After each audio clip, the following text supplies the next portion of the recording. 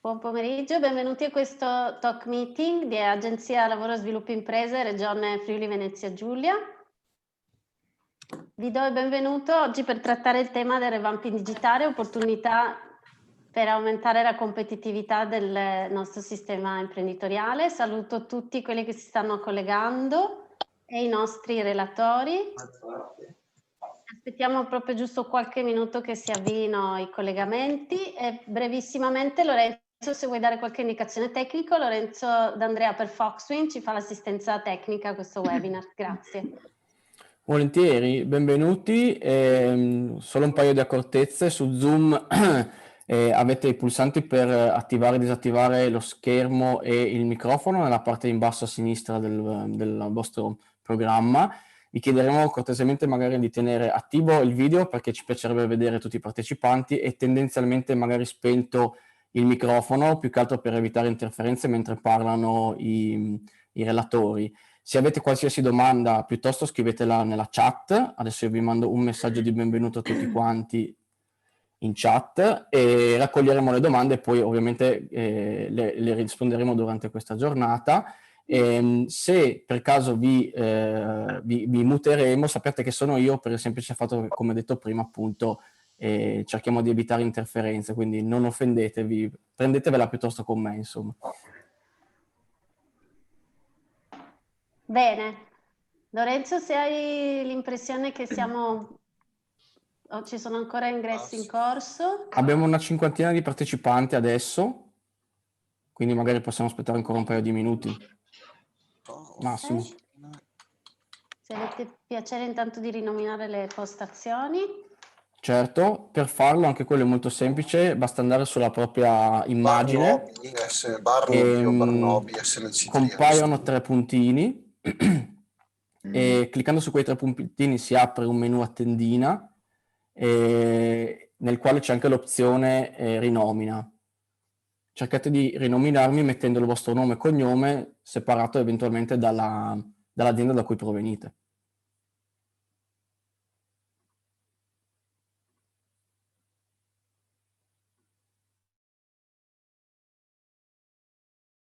Ok, bene, direi che potremmo forse aspettare ancora un minuto, giusto andare alle 17:04 per iniziare, vedere se c'è ancora qualcuno che ha attivato il collegamento.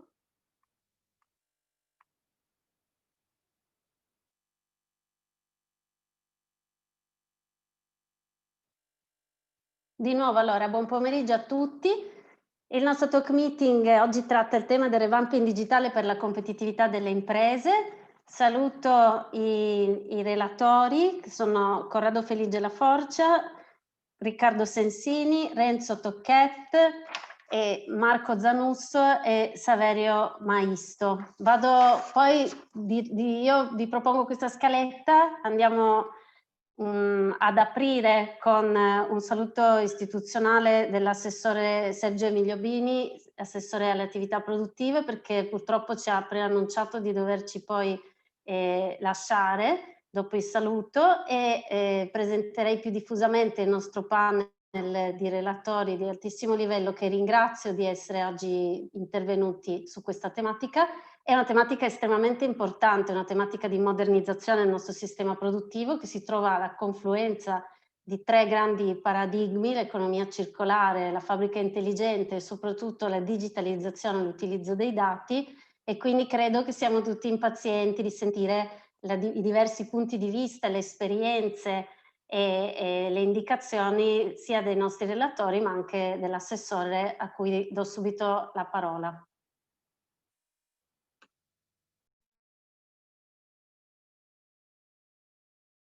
Assessore, se può attivare l'audio.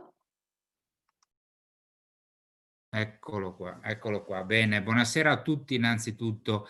In primis permettetemi di ringraziare pubblicamente la dottoressa Alessio Verni per aver organizzato questo ennesimo interessante momento di incontro, confronto, ma soprattutto come dire, un panel, ho avuto modo di leggere poi i relatori e i contenuti degli interventi di altissimo livello. Io l'ho sempre detto fin dalla prima ora, momenti come questi sono assolutamente arricchenti per tutti, in primis per il sottoscritto, per le istituzioni, per l'agenzia, perché ci permette di raccogliere tutta una serie di sentiment, info e fare degli approfondimenti necessari. Saluto l'ingegner Laforgia, che vedo nel quadratino in alto a destra. Buonasera, lo saluto e lo ringrazio perché con l'ingegnere abbiamo avuto modo di confrontarci qualche tempo fa e dallo stesso ho ricevuto e abbiamo ricevuto degli interessanti spunti che abbiamo, e glielo dico fin d'ora, fatti nostri e li abbiamo introdotti all'interno di quella che sarà la legge organica che vedrà la luce, Iddio lo voglia, nel mese di gennaio del prossimo anno, la nuova legge sull'economia. Saluto comunque anche tutti gli altri partecipanti. Beh, che dire, mai come in questo difficilissimo momento abbiamo e ci stiamo rendendo conto quanto importante è la digitalizzazione, l'innovazione, l'informatizzazione, la raccolta dei dati, il revamping digitale per le imprese del nostro territorio. Guardate, ma c'è da dire però un'altra cosa, mai come in questo momento ci siamo resi conto di quanto le nostre piccole e medie imprese, e dobbiamo dircelo tra di noi, sono ancora indietro in questi processi di innovazione. Sono indietro rispetto ad altri paesi europei, rispetto anche alle grandi aziende che magari hanno qualche quattrino in più da investire, ma che hanno capito quanto importante rappresenta l'innovazione per le proprie imprese. Guardate, oggi stiamo facendo un gran uso della tecnologia e abbiamo la fortuna di poter fare un gran uso della tecnologia a dei costi assolutamente contenuti. E vi parla una persona, non dovrei dirlo, ma visto che siamo pochi, posso anche confidarmi con voi. Io sono sempre stato uno molto diffidente di fronte all'innovazione, cambiare, l'informatizzazione. Sempre avuto una certa diffidenza, però sono anche un imprenditore e devo dirvi che qualche stabilimento ce l'ho.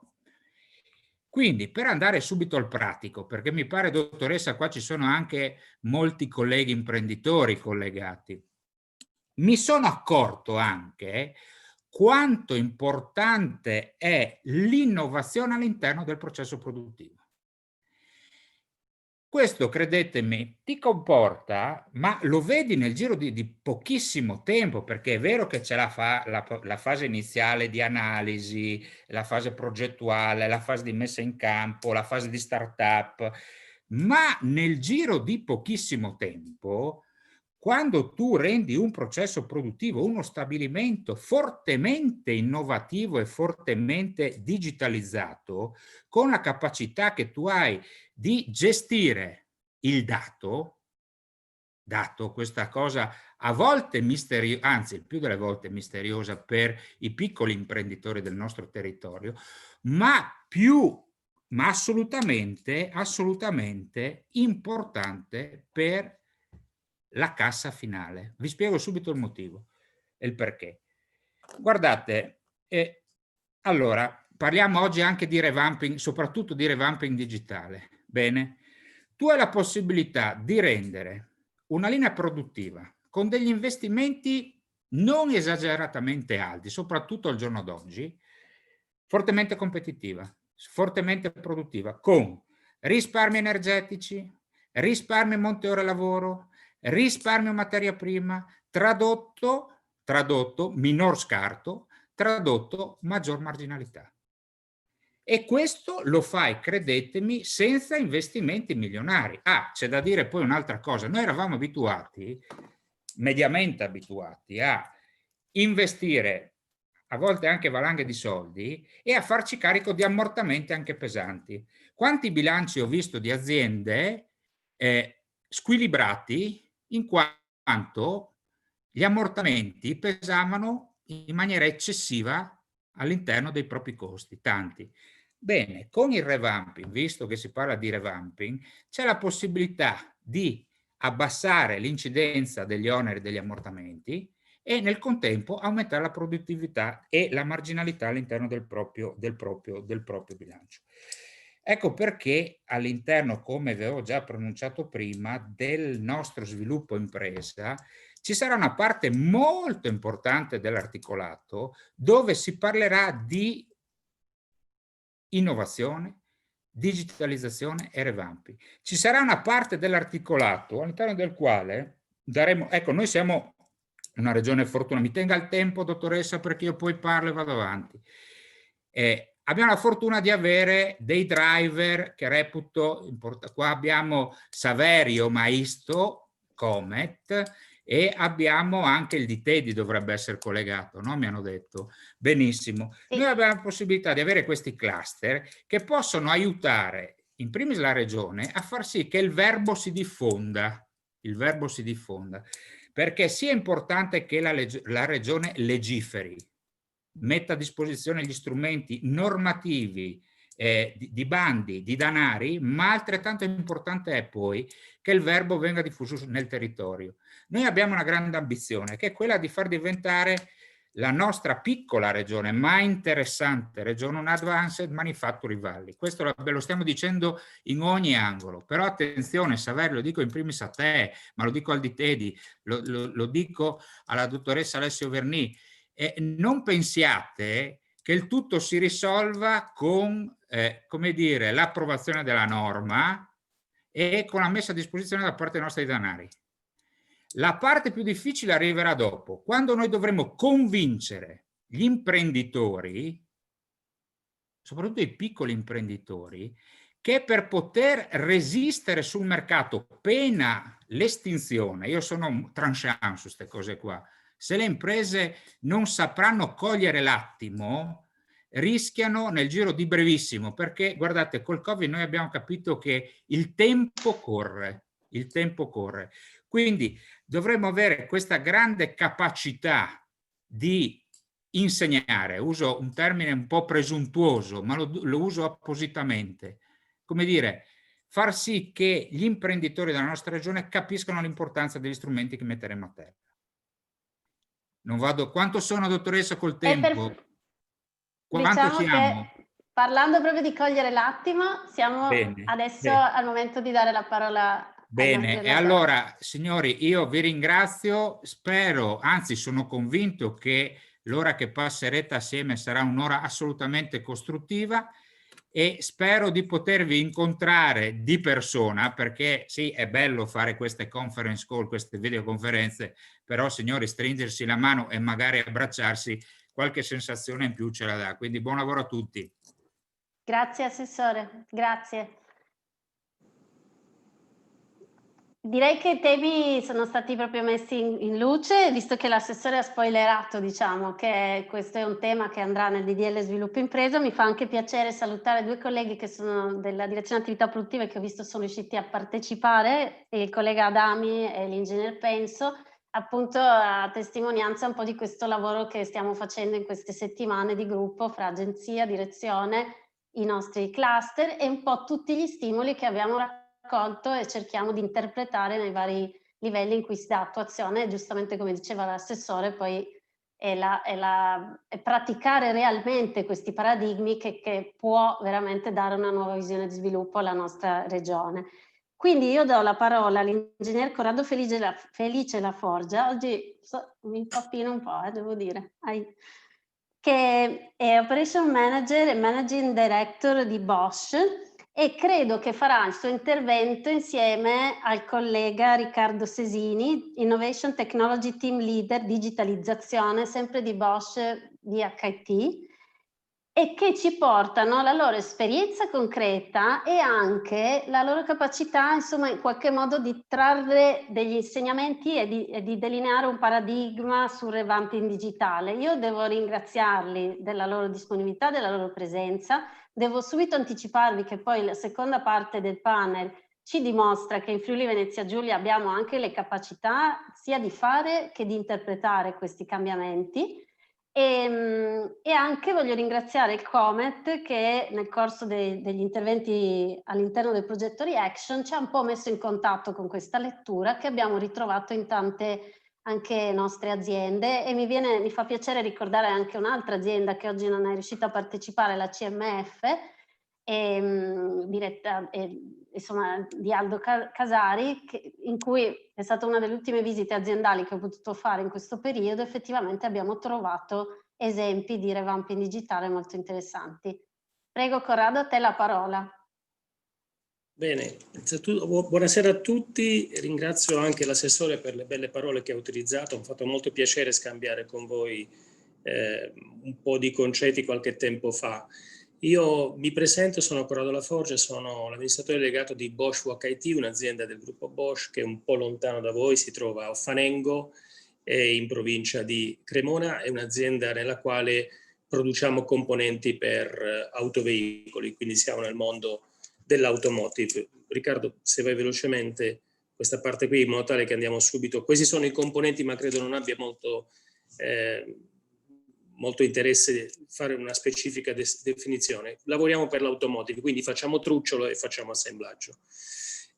Oltre che nel gruppo Bosch, manager del gruppo Bosch, da molti anni coopero con Federmeccanica e mi interesso dei temi, quindi con l'associazione nazionale, mi interesso dei temi di Industria 4.0, che è un tema, l'innovazione mi sta molto a cuore, diciamo, e ho la fortuna anche di poter, insieme a una squadra, oggi conoscerete l'ingegnere Sesini, insieme a una squadra qui in stabilimento, in azienda, abbiamo anche la possibilità di sperimentare. Sono un profeta del revamping digitale, perché? Perché oggi non mi sentirete parlare da grande azienda, ma mi sentirete parlare da piccole e medie imprese, e poi lo capirete anche perché ai miei chiedo anche di muoverci come se fossimo una piccola e media impresa. Lo capirete perché l'imprenditore l'Italia è fatta fondamentalmente di piccole e medie imprese, 80-90% del suo tessuto è fatto di piccole e medie imprese, le multinazionali sono sempre meno perché hanno delle logiche di allocazione, diciamo, diverse da quelle che può avere la piccola e media impresa. E quindi secondo me le politiche devono avere focus sulla piccola e media impresa, il che significa anche parlare un linguaggio per la piccola e media impresa, parlare di cose che sono per la piccola e media impresa. Quando parliamo di revamping digitale, che cosa significa? Significa per tutti noi avere la responsabilità di utilizzare quello che abbiamo al meglio possibile. Le leggi Sabatini, la legge Industria 4.0, Trasformazione 4.0, sono delle grandissime leggi. Io le considero buonissime, specie il piano Calenda, indipendentemente dal colore politico, perché aveva una dimensione in sé, cioè quella di far parlare le macchine. Perché guardate, le macchine come le persone, se parlano, ci dicono dove le possiamo migliorare. Quindi il concetto di Industria 4.0 non era tanto di comprare una macchina nuova, quanto quello che compro lo collego e i dati che la macchina ci dà, poi lo vedremo anche nelle prossime presentazioni dei colleghi che seguono, ci aiuteranno trasformati a dare informazioni che servono a utilizzare al meglio possibile quello che abbiamo. Ma la legge Industria 4.0 non diceva che tu devi comprare per forza una macchina nuova, e oggi mi sforzerò di farvi vedere quello che si può fare anche con belle macchine di 15-20 anni fa. Se io le doto di sensori, cioè se io le doto di parola come se fosse un bambino e mi dice cosa mi fa male oggi e che magari domani mattina succederà qualche altra cosa, io posso utilizzare le macchine al meglio. E attenzione, io so che per l'imprenditore il momento di comprare una macchina è un momento di grande orgoglio, perché è un passo nella sua vita professionale, significa anche dimostrare, anche visivamente, dal punto di vista della comunicazione, non solo un salto tecnologico, ma anche un salto di orgoglio. Non ce l'avevo, adesso ce l'ho. Però attenzione, sia la Sabatini e tutto quello che è venuto fuori, è vero che magari mi danno il 50%, ma il 50% è mio. E se io spendo 1 milione di euro per comprare una macchina quando va bene, un centro di lavoro, Sarà pure vero che ne prenderò 500 o più, ma gli altri 500 ce li metto io. Allora il tema è, prima di comprare qualcosa di nuovo, facciamo in modo tale che quello che c'è funzioni bene, perché, lo diceva prima l'assessore, se io ho delle macchine ormai ammortizzate e faccio un revamping con tecnologia che vedrete costa relativamente poco, io quelle macchine posso farle utilizzare ancora per tanti anni e mi rendo un fattore di competitività, e quei soldi li vado a investire in testa d'opera, quello che io chiamo testa d'opera, magari sviluppare nuovi prodotti, perché non possiamo continuare a essere contoterzisti del mondo. Noi non siamo la Germania. Noi siamo spesso contoterzisti, ma col contoterzismo non andiamo avanti. Per cui se devo spendere in qualcosa, magari spendo in talenti, in rapporti con l'università, in rapporti con start-up, per inventare cose nuove. Ecco, noi qui in Bosch ci comportiamo esattamente alla stessa maniera. E vi farò vedere, Riccardo, quindi noi quello che proviamo a fare è far parlare quello che abbiamo. Dopo vi faccio vedere un paio di casi semplici, per non dire ma voi siete la Bosch. No, vi facciamo vedere delle cose molto pratiche. Il tema è come far parlare le macchine. Se possiamo vedere la slide sui dati, Riccardo. Questo io ve lo dico, prima si parlava di efficienza. Questo è qualcosa di vissuto. Molto spesso le aziende, specie le piccole e medie imprese, non utilizzano i dati, neanche quelli scritti a mano, neanche quelli scritti in file Excel.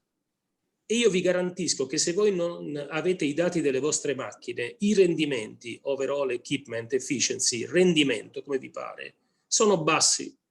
E vi dico, è assolutamente dimostrabile, più invece io utilizzo i dati delle macchine, più li trasformo in informazione, più li utilizzo in quell'istante stesso e più i rendimenti aumentano. Noi abbiamo macchine utensili che abbiamo portato al 92% su 24 ore, facendo delle cose. È chiaro che io devo prendere i dati, e non è soltanto il numero di pezzi prodotti, all'inizio va bene, ma dopo Riccardo vi farà vedere, c'è una macchina anzianotta che prende 1000 dati al secondo, vibrazioni, di tutto, correnti, di tutto e di più, e vedrete che cosa può dire la macchina. Quindi il mio primo messaggio che voglio dirvi è: guardate che se voi utilizzate bene le vostre macchine, poi potete avere incrementi di produttività anche a 2 cifre, è dimostrato. Queste cose all'università non le sentirete, queste cose magari nei centri di competenza non le sentirete, sentirete tanti grandi discorsi, digitalizzazione, eccetera. Questa è digitalizzazione, cioè facciamo parlare le nostre macchine. È chiaro che chi non può, deve fare un salto di tecnologia o la macchina non è più nelle condizioni di andare, è chiaro che compra una macchina nuova, ma il mio primo invito a tutti voi è: prima di comprare qualcosa di nuovo, pensateci. Non è detto che dovete comprarle, la fate parlare la macchina. Adesso vedremo come. Vai Riccardo. Adesso, questo è soltanto l'inizio. E attenzione, prima che io dia la parola a Riccardo per degli esempi concreti, vi voglio anche dire: la digitalizzazione vi aiuterà anche a cambiare il vostro lavoro. Il tempo di scrivere tabelle Excel, il tempo di riportare è finito. Questo lo possono fare gli algoritmi, e non vi spaventate quando sentite parlare di algoritmi e di intelligenza artificiale. Sono come le chiavi inglesi. Non vi spaventate, non vi fate riempire la testa. Sono come gli utensili che voi conoscete benissimo. Si tratta soltanto di conoscerli un po', e se voi sarete capaci di attrarre i talenti, perché la cosa importante è anche che la piccola e media impresa deve attrarre i talenti, non soltanto le multinazionali. Noi di giovani brillanti ne abbiamo tanti, fate in modo tale che vengano a lavorare da voi. Bene, se vengono da voi, fateli lavorare sui dati, sull'intelligenza artificiale, sugli algoritmi, e non a riempire file Excel, perché se stanno lì a scrivere i numerini o fare i file Excel, sì, saranno stanchi, ma dopo un mese se ne andranno. Se invece gli farete fare delle cose che vedrete da noi e poi dai colleghi che parleranno dopo, voi avrete delle persone felici, perché stanno guardando al futuro, e vi garantisco, quello che vedrete è tutta roba fattibilissima. Quindi vi prego, utilizzate i soldi per la testa d'opera. Se proprio dovete investire dei soldi, investite in innovazione di prodotto, cosa che sia made in Italy, made in Friuli, made che nessun altro lo fa, piuttosto che continuare a dannarsi per fare contoterzismo e avere sempre la globalizzazione qui e il coltello alla gola. Io mi fermo a questo giro, magari ci saranno delle possibilità di domande dopo, ma lascio la parola a Riccardo per vedere in pratica un paio di esempi. Grazie. Grazie Corrado, buonasera a tutti, sono Riccardo Cesini e mi occupo di IT e digitalizzazione in Bosch VH8. Stasera vi voglio parlare fondamentalmente di due esempi di revamping digitale all'interno delle lavorazioni meccaniche e delle linee di assemblaggio. Partiamo dal primo esempio. Stiamo parlando di macchine utensili all'interno del nostro reparto produttivo abbastanza datate, macchine del 2000, che sono già state completamente ammortizzate, ma che funzionano ancora molto bene. Quindi non c'era e non c'è motivo di cambiarle, c'era però l'opportunità di poter far parlare queste macchine. Far parlare che cosa vuol dire? Vuol dire per prima cosa connettere all'ecosistema queste macchine, quindi connetterle in rete e cominciare ad estrarre dati sentendo quello che la macchina sta dicendo. Dopodiché, quando si è cominciato a sentire quello che la macchina ha da dire, si possono aggiungere dei sensori ed è quello che abbiamo fatto. Abbiamo aggiunto altri 2 sensori, tra cui l'assorbimento di corrente e l'accelerazione del mandarino. Quindi in una prima fase, vi faccio vedere live, abbiamo cominciato a ascoltare quello che la macchina aveva da dire e tra le altre cose la macchina ci dice la vita residua degli utensili. Quindi noi in digitale possiamo in tempo reale continuamente monitorare lo stato dei nostri utensili e quindi anche gli operatori del presetting a distanza possono sapere quando c'è la necessità di cominciare a preparare o meno un utensile specifico. Ad esempio qui vedete che questo utensile, l'utensile T30, sta esaurendo la sua vita utile e quindi questo allarme lo riceve anche l'operatore del presetting che può cominciare a prepararsi e quindi a sprecare meno tempo di transito ed organizzazione. Seconda cosa che ci dicono le macchine è questi dati possono essere messi a fattor comune e quindi possiamo analizzare questi dati. Sempre riferendoci al caso degli utensili, vedete qua un po' di analisi a storico su questi dati. Quindi abbiamo preso la vita utile di tanti utensili, qua ne vedete 5, ci concentriamo sull'utensile di prima, il T30, vedete come in questo grafico si va a tracciare la vita utile dell'utensile nel tempo. Vedete che ha dei picchi, ma non sono dei picchi costanti. In teoria questo utensile dovrebbe durare 300 pezzi a lavorazione. Non è così, ci sono delle volte in cui dura meno e quindi qua abbiamo un set di dati che ci può servire a capire un qualcosa in più, a capire come mai questo processo produttivo non è arrivato ai 300 pezzi ma si è fermato prima, magari generando anche degli scarti di qualità. Quindi stando in ascolto delle macchine si riesce a capire quello che ci stanno dicendo ed in questo caso i dati grezzi possono essere trasformati in informazioni utili che ci possono cominciare a dire un qualcosa di più sul nostro processo produttivo. Questo qualcosa di più ci può consentire di ottimizzare il processo produttivo stesso e quindi risparmiare alla fin fine dei soldi. Dopodiché, andando avanti con la presentazione, vi ho detto che abbiamo aggiunto 2 sensori particolari, uno per l'assorbimento di corrente e uno per l'accelerazione del mandrino. Per cosa li abbiamo utilizzati? Li abbiamo utilizzati per fare un'opera di manutenzione predittiva. Quindi abbiamo cominciato a mettere in relazione i dati tra di loro e lo scopo che ci siamo prefisso è duplice. Da un primo punto di vista abbiamo deciso di voler anticipare guasti futuri a componenti della macchina e il secondo scopo è stato quello di voler anticipare quando l'utensile andava ad esaurire la sua vita utile. Perché? Perché l'utensile che vi ho citato prima ha una vita media di 300 pezzi, ma è una vita media, potrebbe durare di più e allora se io lo sostituisco a 300 pezzi sto buttando via vita residua, oppure potrebbe durare meno e quindi io sto generando scarti se lo porto fino a 300 pezzi. Quindi l'obiettivo che ci siamo preposti è stato quello di andare a prevedere non più la vita media del singolo utensile, ma quando l'utensile ha esaurito la sua vita. Come? Ancora una volta estraendo dati da questa macchina utensile e mettendoli in relazione tra di loro. Potete vedere in questa schermata il risultato che abbiamo raggiunto. È ancora un risultato preliminare, ma già con qualche migliaio di dati che abbiamo raccolto siamo riusciti ad arrivare ad un'accuratezza dell'83%. Nel caso specifico vedete le linee tratteggiate in blu che rappresentano effettivamente gli eventi in cui l'utensile ha esaurito la sua vita utile, mentre i pallini in blu rappresentano la predizione che noi abbiamo fatto. Abbiamo detto, guarda che fra 15 minuti quell'utensile specifico andrà ad esaurire la sua vita utile. Quindi se non lo cambi andrai a generare degli scarti di qualità. Quindi vedete che nel circa 60% dei casi siamo riusciti a centrare il momento in cui l'utensile avrebbe esaurito la sua vita utile, e quindi vuol dire un 60% di casi in cui abbiamo effettivamente efficientato il processo, perché abbiamo o usato di più l'utensile o evitato potenziali scarti.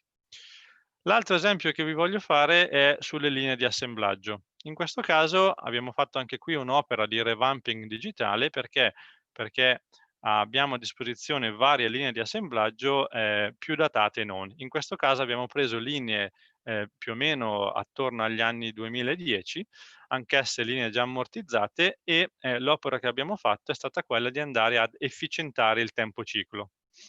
All'inizio questa operazione era un'operazione completamente manuale, quindi c'era un ingegnere di processo che andava sulla linea e stazione per stazione monitorava quanti erano i tempi di lavorazione di ciascuna stazione. Dopodiché prendeva tante prove, quindi doveva stare settimane sulle linee, metteva tutti i dati a fattor comune, li elaborava e capiva quali erano quelle linee che facevano da collo di bottiglia, e quindi poteva passare ad un efficientamento delle linee delle stazioni stesse. Quindi c'era una forte fase di execution.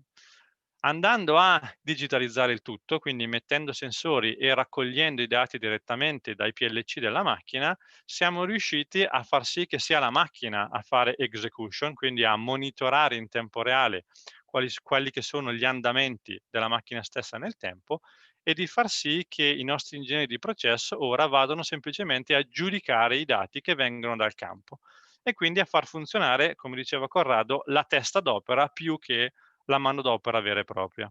Quindi lo vediamo perdonate che no, ok, in questa schermata vedete un live dell'applicazione, vedete la linea di assemblaggio, vedete i vari tempi che sono stati raccolti, i tempi medi su ciascuna stazione, e l'analisi delle varie prove. Quindi qui vedete l'analisi statistica fatta completamente in automatico dal calcolatore, che mostra la variabilità delle varie prove. Quindi da qui tutti questi dati raccolti vengono analizzati dal calcolatore, quindi la fase di execution è completamente fatta da un sistema automatico e non dall'operatore, e i risultati che abbiamo ottenuto li potete notare qua. Se io vado a prendere una data di, ad esempio, settembre, vedrete che i tempi medi erano più alti, vedete 15 secondi, 15 secondi e 6 e così via per ogni stazione. Quindi a questo punto gli ingegneri di processo cosa hanno fatto? Hanno visto quali erano le stazioni che facevano da collo di bottiglia, sono andati sul campo ma supportati dai dati di processo, e qui hanno intrapreso delle opere di miglioramento. E quindi la situazione ad oggi è quella che avete visto prima, e dai 15 secondi in media per determinate stazioni siamo passati a, se non ricordo male, 13 secondi, e quindi abbiamo recuperato più di 2 secondi di tempo ciclo per ciascun pezzo fatto. 2 secondi per milioni di pezzi, potete calcolare quali vantaggi possa portare ad un'azienda. Tutto ciò, per concludere, è stato fatto semplicemente prendendo vecchie macchine datate, e estraendo dati da queste macchine e poi mettendo a fattor comune questi dati per trasformare i dati in informazioni utili. E ho finito, grazie per l'attenzione. Grazie mille Riccardo Sesini, veramente il vostro intervento, come ci eravamo detti nei briefing preparatori, ci ha traghettato verso la concretezza di questo diciamo, paradigma del revamping digitale. In qualche modo avete anche evocato l'aspetto poi dell'attrazione di competenze e anche quella che è l'importanza finale, reale, forse iniziale del dato, e quindi un dato alla volta, un sensore, un calcolo possono consentire di avere un grande passaggio avanti nella competitività pezzo per pezzo. mi viene un po' da dire anche che diventa quasi una metafora dello sviluppo che potremmo avere proprio noi come regione manifatturiera, che di fatto abbiamo una base fisica reale di tantissime aziende in questo settore della metalmeccanica, ma non solo, con una base produttiva tradizionale o comunque potente ed effettiva, che può essere ancora di più spinta con la digitalizzazione, con questo modello. E su questo presupposto, invertendo un po' il programma dei nostri interventi, do la parola a Marco Zanussi, che è Managing Director di SCM Zanussi, e poi subito a seguire a Renzo Tocchette, che è responsabile Reengineering di Tocchette Macchine Utensili, che faranno un intervento anche qui molto integrato per mostrarci come in Friuli Venezia Giulia di esempi ne abbiamo in cui questa capacità di utilizzare una base produttiva esistente o comunque diciamo, datata, anche presa dall'esterno, può prestarsi a essere integrata con tutta una serie di supporti digitali di cui abbiamo l'expertise e le competenze. Mi piace aggiungere una suggestione che mi ha dato l'amico Saverio Maisto quando preparavamo questo incontro, che è quella di far notare, ed è molto importante, che SCM Zanussi è il nostro più piccolo e grande fare manifatturiero, quindi è l'esempio che possiamo fare anche con aziende di non enormi dimensioni, possiamo fare innovazione di altissimo livello ed essere un esempio per tutte le altre, o comunque dare visioni e dare idee e mostrare la competitività che si può avere. Quindi prego Marco Zanussi. Buonasera a tutti. Allora io condivido lo schermo, datemi un feedback se lo vedete. Un attimo, eccoci, dovreste vederlo tutti. Yes. Ok, perfetto.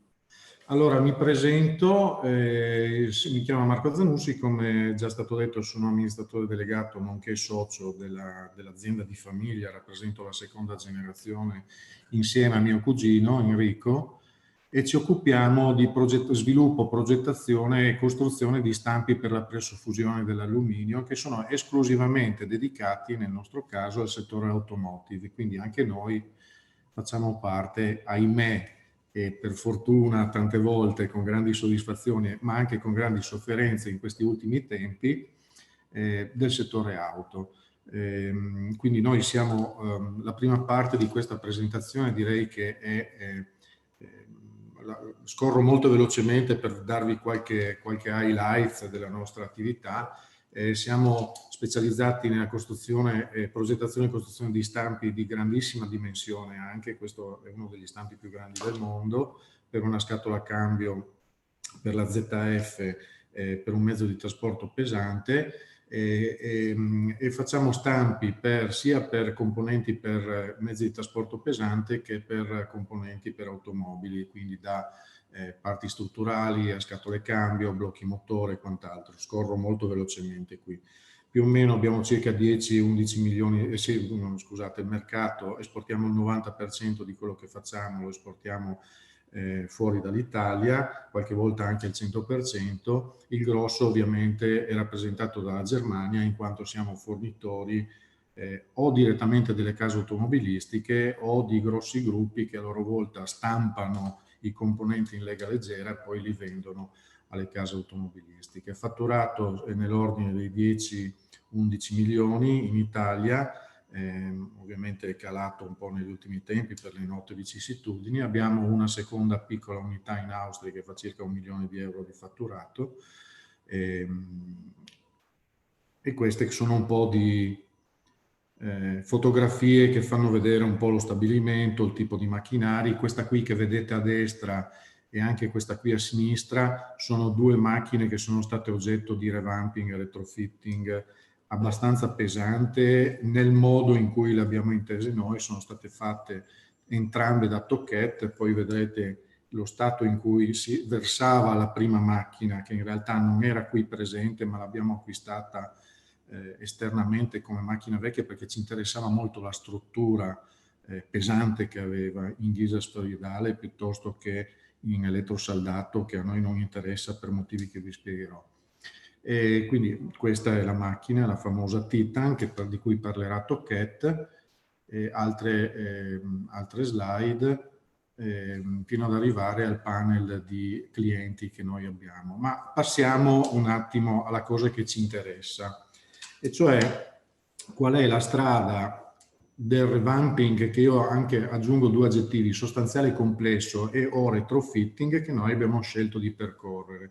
Mi ha fatto molto piacere sentire la presentazione dell'ingegner Laforgia e di Sesini, perché a parte che insomma settore automotive, quindi parliamo più o meno la stessa lingua, lavorazioni meccaniche, quindi parliamo più o meno la stessa lingua, però a livello, anche se la loro declinazione è diversa perché le problematiche sono diverse, in effetti stiamo parlando dello stesso concetto, quindi io ho sentito un qualcosa che mi è molto noto e mi sta molto a cuore, perché sono cose che noi stiamo portando avanti da tanti anni. Perché abbiamo scelto questa strada di revamping o retrofitting? Perché intanto ci consente di non solo recuperare, come dicevano i miei predecessori, macchinari che sono di fatto obsoleti ma comunque strutturalmente ancora molto validi, ma permette soprattutto, quando lo si fa su questi macchinari, di adattare il macchinario stesso alle esigenze specifiche del proprio modo di produrre. Cioè abbiamo delle esigenze, abbiamo degli obiettivi e cerchiamo di costruire la nuova macchina rinnovata, dotandola di tutte quelle caratteristiche che ci servono per raggiungere questi obiettivi. Il retrofitting e il revamping consentono di avere più possibilità di inserire all'interno di questa macchina, nel momento in cui si revisiona, uso questo termine semplice e banale, anche sistemi di controllo e sensoristica oppure o sistemi basati su software proprietari, come è capitato a noi, integrandoli in profondità e integrandoli con soluzioni gestionali di gestione della produzione in ottica 4.0, quindi con tutto il sistema aziendale. Certo, questa è una strada che si può percorrere se supportata da un background molto robusto e da un know-how importante su quello che vogliamo fare e su che cosa si può fare. Quindi noi vogliamo fare certe cose e ovviamente bisogna noi dobbiamo avere le idee chiare. Chi ci supporta, in questo caso la Tocquet Macchine Utensili, con le loro competenze, abbiamo collaborato insieme e loro ci hanno detto cosa si può fare. Quindi ognuno di noi ha messo qualcosa, noi le idee, le competenze, il know-how e le esigenze che avevamo, loro le hanno realizzate, ma poi lo vedrete. Con un obiettivo principale, è stato citato anche prima, il famoso OEE, Overall Equipment Efficiency. Nel nostro caso non stiamo parlando di produzione in serie e nemmeno per piccoli lotti, ma di lavorazioni singole. Avete visto, notato probabilmente prima, stiamo parlando di asportazione di trucciolo su blocchi di acciaio da 50 tonnellate, nelle foto che avete visto prima, quindi asportazione pesante. Ovviamente abbiamo anche altri centri di lavoro dove facciamo finitura, superfinitura, ma quello che ci interessava era aumentare il più possibile l'efficienza di questo tipo di macchinari, soprattutto nel non presidiato, cioè senza la sorveglianza dell'operatore. Per fare questo, evidentemente, avevamo bisogno di intanto sviluppare delle soluzioni preliminarmente di simulazione virtuale delle lavorazioni CAM, ma dove per simulazione virtuale intendo dire non solo il percorso utensile, ma proprio la simulazione virtuale con tutta la geometria precisa della macchina, quindi anticollisione, percorso utensili, l'utilizzo degli utensili. Avevamo bisogno di sistemi di controllo e di sensori che andassero a misurare che cosa succede alla macchina e all'utensile in termini di sforzo sull'utensile, in termini di sforzo sugli assi X, Y e Z, in termini di vibrazioni, e avevamo bisogno che questo sistema di monitoraggio raccogliesse dei dati che servivano a interrompere prima la lavorazione, prima che arrivasse a condizioni critiche anche rischiose, perché se voi pensate che una fresa come quella che avete visto in foto, che ha una corsa di 12 metri, una Z di 5 metri e un mandrino da 100 kW, se si rompe il tagliente dell'utensile di notte e non c'è nessun sistema di controllo che se ne accorge prima, la mattina dopo troviamo il moncherino fuso con tutto distrutto. Questo è già successo tanti anni fa. Vi assicuro che 100 kW il mandrino non si accorge che l'utensile si rompe. E non solo quindi che facesse un intervento di tipo preventivo, ma anche che raccogliesse tutti questi dati e li mettesse in relazione con il nostro database utensili, che non è solo database degli utensili. Vado avanti così vi faccio vedere. Questa è la parte di simulazione virtuale delle macchine, e questo qui è il sistema di raccolta dei dati. Il sistema di raccolta dei dati sostanzialmente va a pescare. Abbiamo fatto in modo, costruendo un hardware, una scatola, un box, una black box sostanzialmente, con dei sensori di acquisizione, degli assorbimenti direttamente dagli azionamenti dei motori. In che modo? Ad alta frequenza, fino a 200 Hz, che in assoluto è bassa, ma per questo utilizzo è piuttosto alta, e quindi ho 200 volte al secondo sul mandrino, sulla X, sulla Y e sulla Z, vengono raccolti questi valori di assorbimento sugli azionamenti, quindi quanto potenza la macchina utilizza. E questi valori vengono analizzati, sono tanti valori, tanti parametri, vengono analizzati ogni volta per far confluire il risultato dell'analisi sulla durata dell'utensile, su quanto ha reso questo utensile, in modo tale da andare ad aggiornare automaticamente o semi-automaticamente, perché ancora c'è un po' di intervento di analisi dell'uomo, il database delle tecnologie di lavorazioni, per cui noi riusciamo giorno per giorno ad avere un set di parametri che consentono alla macchina di lavorare nella soglia massima di efficienza. Vi faccio vedere un piccolo video che è un estratto dal sistema di controllo che abbiamo messo dentro in retrofitting su queste macchine. Allora, sulla parte sinistra vedete la parte strutturale della macchina senza la scocca ovviamente, e c'è una parte che riguarda, metto in pausa, riguarda la compensazione della deriva termica in tempo reale. Cioè abbiamo riempito di sensori di temperatura di vario tipo la macchina in punti strategici, misurano la temperatura e dopo aver fatto nella stagione più calda, perché d'inverno bene o male ci sono 18-20 gradi in azienda, mentre d'estate si passa dai 24 gradi della mattina ai 32-33 gradi del pomeriggio, non potendo pensare di climatizzare tutto perché sarebbe un costo immane, abbiamo pensato di disperdere tanti sensori all'interno della struttura della macchina e fare delle misurazioni ogni 20 minuti su dei punti di riferimento.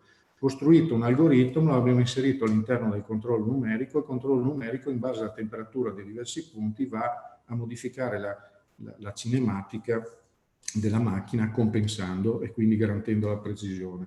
Sulla parte a destra invece c'è il vero e proprio software di monitoraggio che vi descrivevo prima, che è il Sentinel.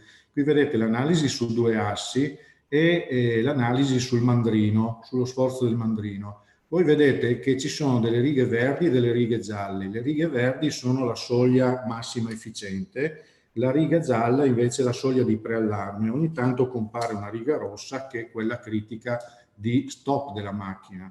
Okay? Fra l'altro vedete che queste righe oscillano, vanno su e giù. Perché? Perché proprio con questa massa di dati che durante gli anni abbiamo raccolto, abbiamo dato diverse soglie per diversi percorsi dell'utensile, quindi se lavora in rampa, se è fresa in verticale, in orizzontale, oppure se è fresa sulla spalla, ci sono degli sforzi, delle vibrazioni diverse. Questo ci consente ovviamente di avere una forma di miglioramento continuo delle tecnologie che noi utilizziamo. Noi sappiamo quanto dura un utensile, quindi possiamo prevedere i gemelli che servono. Noi sappiamo quel tipologia di utensili quanto rende su una determinata tipologia di materiale e con una determinata tipologia, strategia di lavorazione. Quindi percorso effettivo che deve fare l'utensile, che è sempre diverso. Addirittura riusciamo a prevedere che in base al tipo di materiale e alla dimensione del blocco, che può essere più o meno duro, perché un blocco piccolo ha omogeneità di durezza, di tenacia, un blocco enorme in alcune parti può essere più morbido, in altre parti può essere più tenace, e quindi questo provoca degli scompensi. E per cui abbiamo ridotto praticamente a zero le perdite di tempo e abbiamo incrementato l'efficienza. Questo è un esempio, uno dei primi esempi che abbiamo fatto, ve l'ho messo proprio il primo per farvi vedere il salto immediato che abbiamo fatto. Qua si sta parlando di una macchina che abbiamo retrofittato con questi sistemi anni fa. Siamo passati da fare ore non presidiate di giorno, da 2 ore senza l'operatore, quindi le famose 2 ore che la macchina corre da sola quando l'operatore se n'è andato, a 6 ore.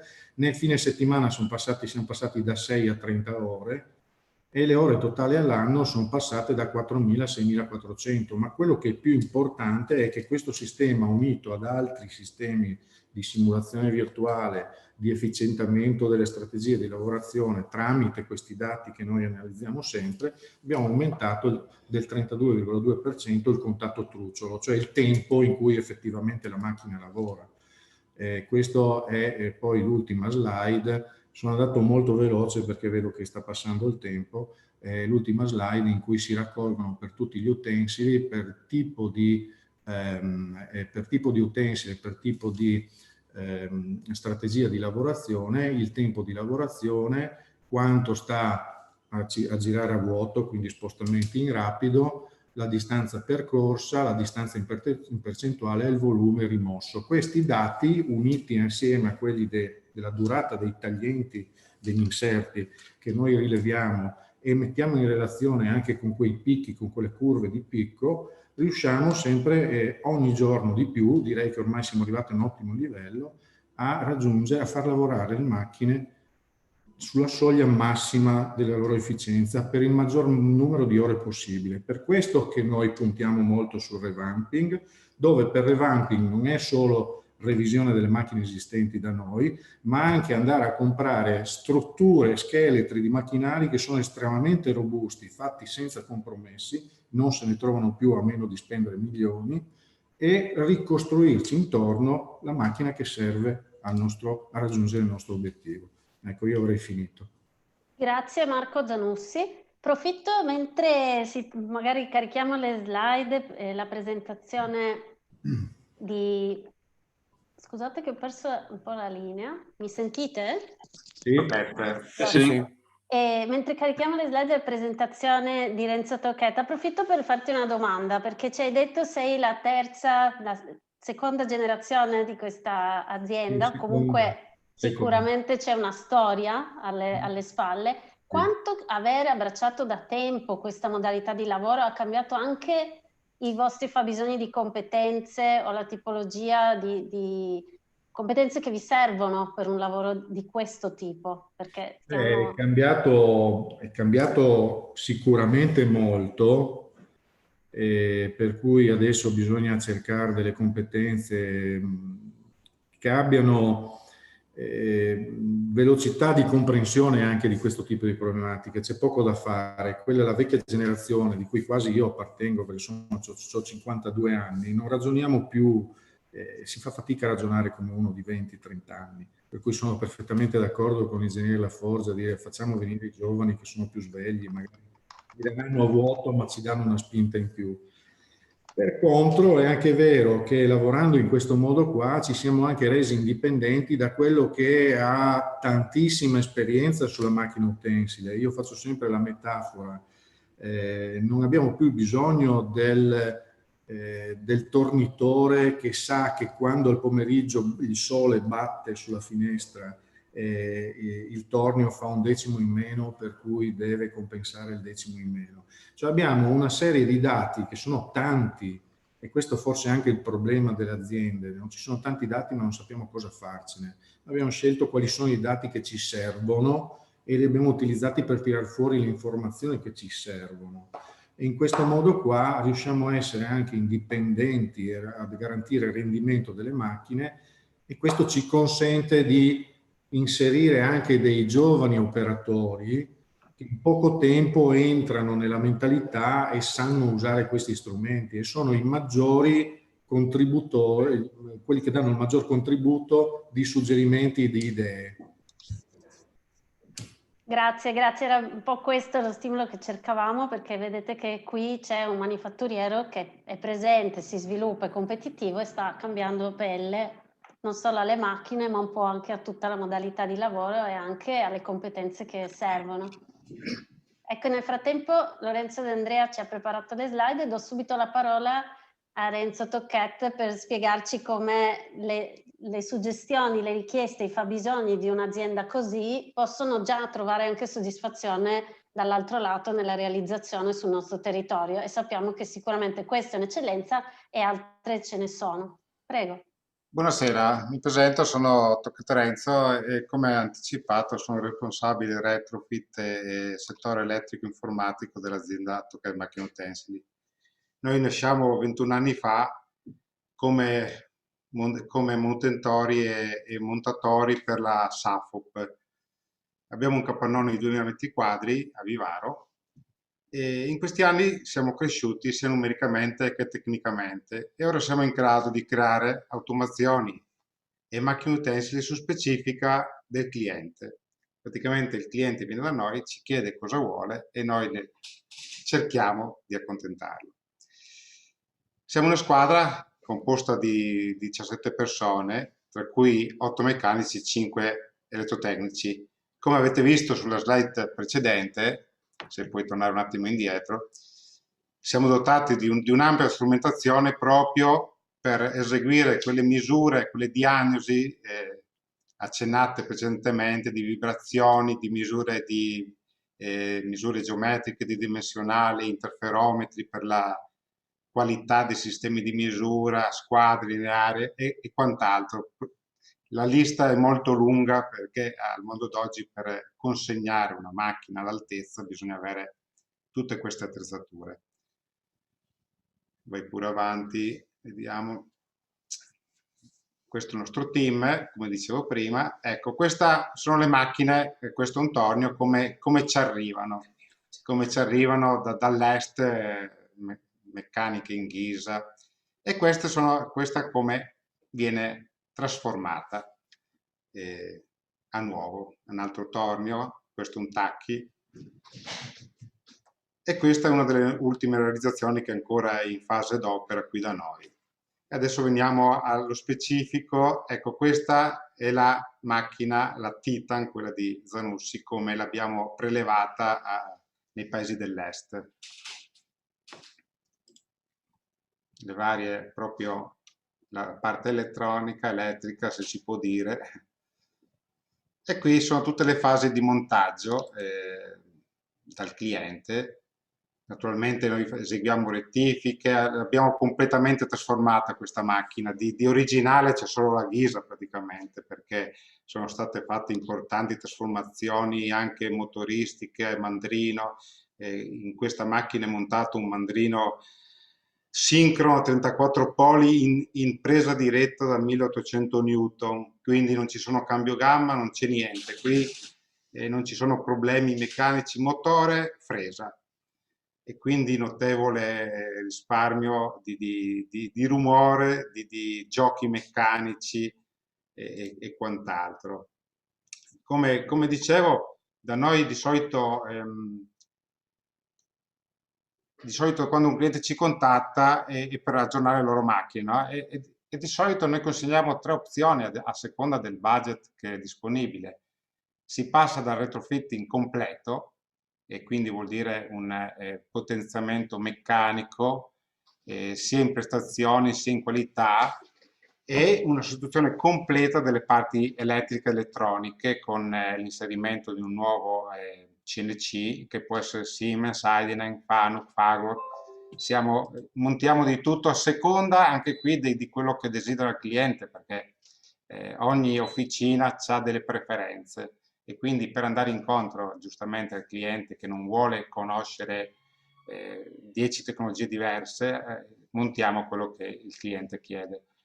Quindi il retrofit completo è anche la soluzione più performante, ma anche la più onerosa. Se no, c'è solo la soluzione dell'unità di controllo, del CNC, che è una scelta molto meno onerosa, che ci permette comunque di fare un bel salto di qualità, perché stiamo parlando di clienti che hanno macchine ancora con sistemi di controllo degli anni 80, 90, quindi passare a un CNC 2020 sono 30 anni di differenza. Io ogni tanto dico sempre al cliente, ma scusa, tu c'hai ancora la 500, la tipo degli anni 80? No, hai comprato già 3 macchine, perché non cambi anche tu il controllo, il CNC, che ti dà un bel salto? O per le macchine, la cosa meno onerosa sono le macchine che hanno già 2005, ultima generazione 2010, dove lì basta solo integrare quella che è la 4.0, quindi un collegamento Ethernet all'azienda. Infatti tutte queste cose sono finalizzate alla fine per collegarsi a quella che è la rete aziendale Ethernet e per poter integrare il software per l'interscambio di dati bidirezionale tra azienda, gestionale e macchina.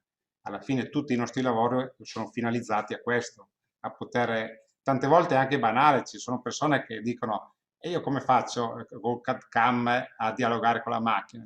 Devi aggiornarti con un CNC, che stiamo parlando di CNC che sono fermi al DOS.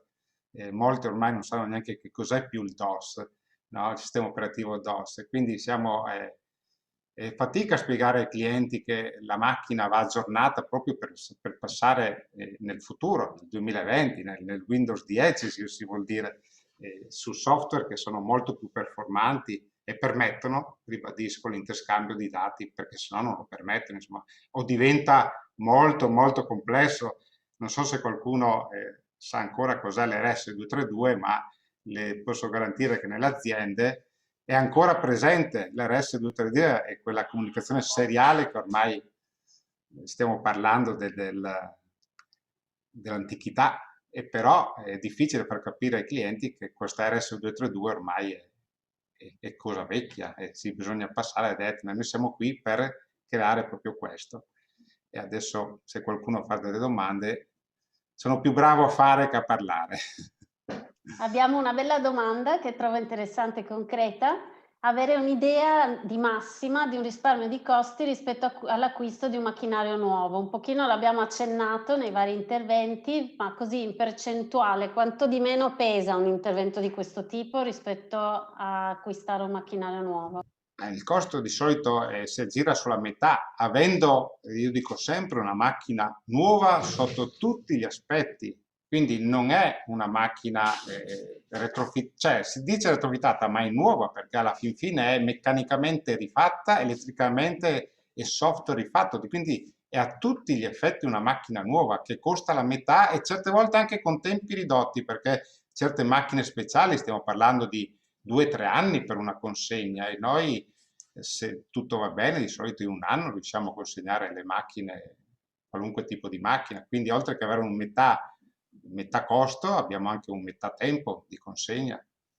Corrado, immagino che tu nel risparmio metti anche, appunto, se lo fai con una macchina che hai già, alla fine risparmi perché sei più competitivo su pezzi che... Ma la domanda è interessante. Allora, il collega ha risposto già, una macchina retrofittata costa la metà, ma io invito anche a pensare sulle macchine che voi avete già, che non hanno bisogno di un retrofit, invito a pensare a farle parlare. Prima Riccardo vi ha fatto vedere una linea che fa 1 milione di pezzi all'anno e risparmi 2 secondi, moltiplichi 2 secondi per 1 milione di pezzi, tu hai risparmiato 2 milioni di secondi con un investimento da 7-8 mila euro. Cioè, voi capite bene... Il messaggio è di non accontentarsi mai, è un po' No, un non possiamo accontentarci. Io ho trovato veramente interessantissimi gli ultimi 2 interventi. Uno, Zanussi ha detto una cosa bellissima, no?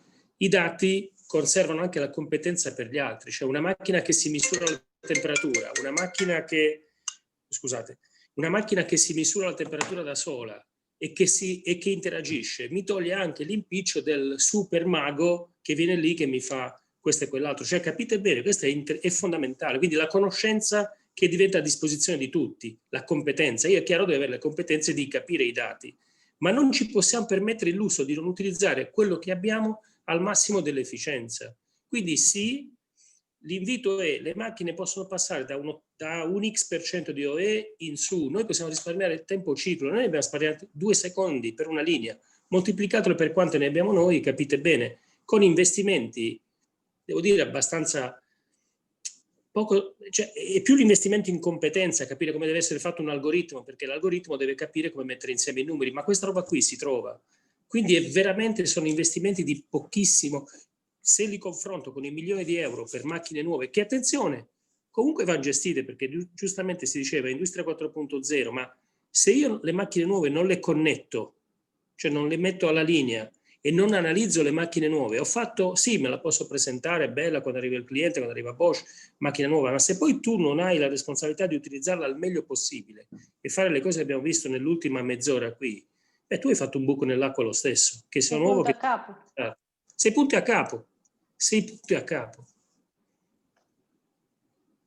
Direi che anche lo stimolo che ci viene dalla chat, non so se è sul pubblico o sì, che è un'opportunità anche per altre realtà come Tocchetta Automazioni. Questo fare capire che qui abbiamo anche questa specializzazione nella capacità di interpretare questa innovazione e di metterla a terra diventa un volano da una parte e anche dall'altra, e questo ovviamente a noi come Policy Advisor e alla Regione interessa, anche perché dobbiamo trovare il modo di reinterpretare o continuare a interpretare una competitività in questo manifatturiero, quando sappiamo che il settore automotive, il conto terzismo del settore automotive nel prossimo, diciamo, decennio va a dover cambiare pelle a prescindere. Anche di questo abbiamo parlato in Reaction, abbiamo parlato anche con Corrado Laforgia, abbiamo parlato con tante imprese, quindi comunque è un saper fare che ha un raggio di azione molto trasversale.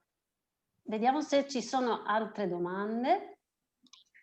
Il beneficio mi ricordano in chat che anche il grande livello di personalizzazione di operazioni come queste. E su questo tema, così alzando la palla a Saverio Maisto per le conclusioni, avendo citato il tema della specializzazione, mi viene un po' da ricordare quella che è la nostra, diciamo, catena di montaggio, quindi in qualche modo il nostro lavoro di costruzione di politiche pubbliche, che comunque passa attraverso tanti attori, e oggi tanti di questi attori sono presenti, associazioni di categoria, imprese, pubblica amministrazione, i colleghi dirigenti. Ho visto che c'era anche il dottor Angelini che si occupa di accesso al credito, e noi vogliamo capire queste tematiche, non vogliamo restare solo nel nostro mondo amministrativo, che è importante per dare gambe a queste tematiche, ma vogliamo anche vederle e comprenderle insieme a voi. E chi meglio, insomma, dei cluster, insieme anche ai parchi scientifici, ci aiuta a fare quel passo in più. E oggi ai cluster abbiamo anche affidato il ragionamento con questi attori sulla strategia di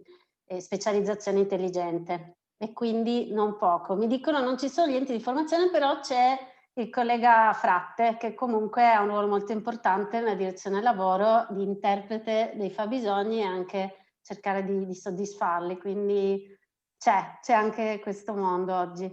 Prego Saverio, se vuoi trarre degli spunti per noi.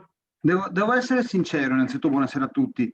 È sempre un onore quando l'agenzia, la regione, la dottoressa Alessio Vernini mi chiede di fare un intervento, ed è un onore ancora più grande se devo fare le conclusioni, però non pensavo fosse così difficile effettivamente oggi, perché trarre le conclusioni dopo gli interventi che ho sentito oggi non è per niente facile. Ho una marea di appunti qua davanti, ma cerco di andare a braccio. La sfida vera, ragazzi, è utilizzare i dati, punto. Inutile che ci giriamo tanto intorno, li stiamo probabilmente accumulando, abbiamo beneficiato dell'iperammortamento, purtroppo molti di noi hanno confuso l'iperammortamento con l'industria 4.0, perché in qualche modo potevamo beneficiare di detrazioni fiscali, di bandi, eccetera, eccetera. La vera sfida è utilizzare il dato.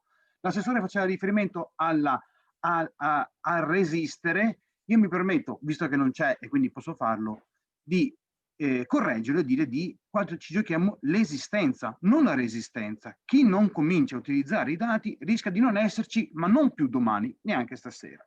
E per lanciare una provocazione a qualcuno che sta ascoltando, che mi scriveva in chat privato e sorride, I dati non servono solamente per i nostri clienti, possono servire anche a noi per migliorare noi stessi, non per forza essere messi a disposizione dei nostri fornitori, dei nostri clienti.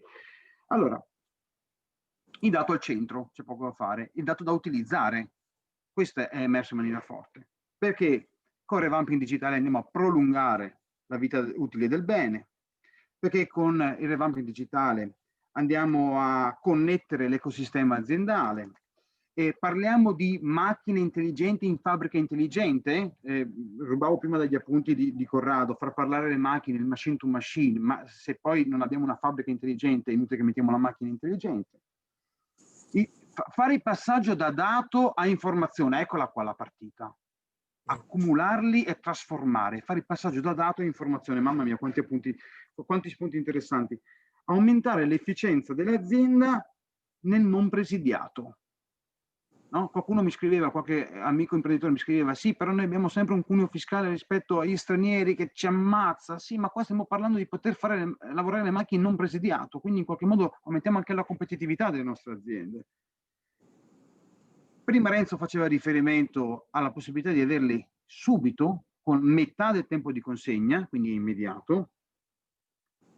E l'ingegnere Laforgia, Corrado, faceva riferimento al fatto che se compro una macchina da 100, anche se ricevo un generosissimo finanziamento del 50%, il 50% devo metterlo io. Noi dobbiamo arrivare al punto tale per cui l'iperammortamento dell'intelligenza della macchina datata è comunque ammissibile. Quindi noi possiamo portare in iperammortamento l'investimento per revampare il nostro investimento. E vi posso garantire, che non l'ho detto loro, ma io sono antipatico e lo dico, anche in SCM Zanussi è stato fatto così. Il revamping digitale si può portare in iperammortamento e dovrà essere tra le voci di spesa ammissibili, questo ci auguriamo ovviamente, nei prossimi ragionamenti che andremo a fare e nei prossimi bandi regionali. Quindi qual è il ragionamento alla base? L'obsolescenza delle nostre macchine non va parallelo e non ha la stessa tempistica per tutta quanta la macchina stessa. Da una parte c'è la meccanica, ma dall'altra parte c'è la parte elettronica, la parte del software, la parte informatica, i cablaggi, PLC.